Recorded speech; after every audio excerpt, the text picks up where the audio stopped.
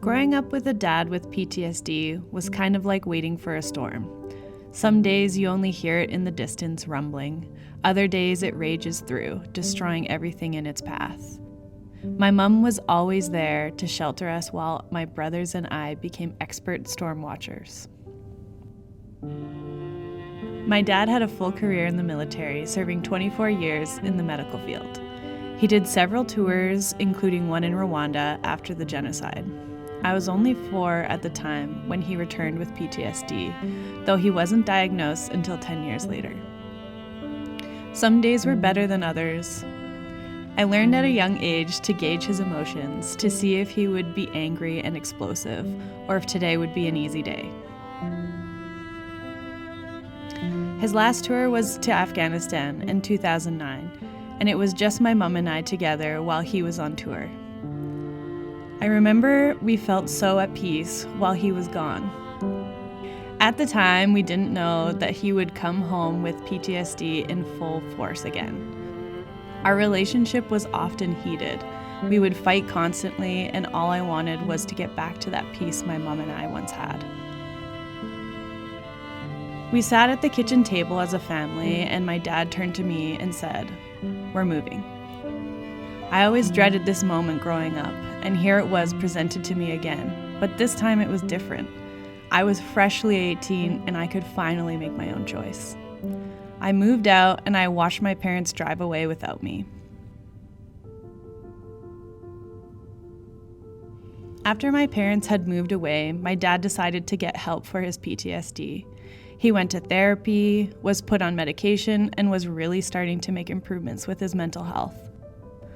All of this was happening while we didn't have much of a relationship. My mom would always be the one to call me because she knew I didn't want to talk to my dad. Even though we were living in different cities, I still couldn't find my peace again. I was always angry, lashing out at friends and loved ones, and hanging out with toxic people. I could feel myself spiraling into chaos. I knew my dad was writing a book on his healing journey, tales from his career, his tours, his PTSD, and how he healed. He called me one day and asked me if I would read it, to understand his story better. I sat in my bed night after night, trying to read his book. Each page I turned only fueled my anger. Why did it make me so angry? Why couldn't I heal like he could? Even though I was never the one with PTSD, it had affected me deeply. I was angry that I didn't have a healthy dad growing up. I was angry that his PTSD always took center stage. I was angry because I felt like I was never important to him. What I needed was a conversation. I wanted him to hear all of my hurt and anger, and I wanted him to really listen, to show up.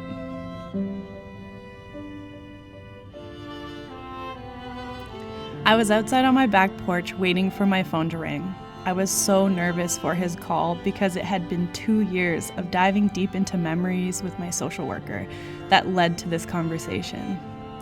We talked for hours about our collective pain. We heard each other and we saw each other. I remember the sun was soaking into my face and the trees were blowing gently in the breeze. And at the end, we laughed. I can't take away the fact that my dad has PTSD. I can't take back my unhappy memories, but I can choose to make new, happier memories. For me, forgiveness was my healing. Holding on tight to all of my hurt was only harming me. I loosened my grip. I let it go.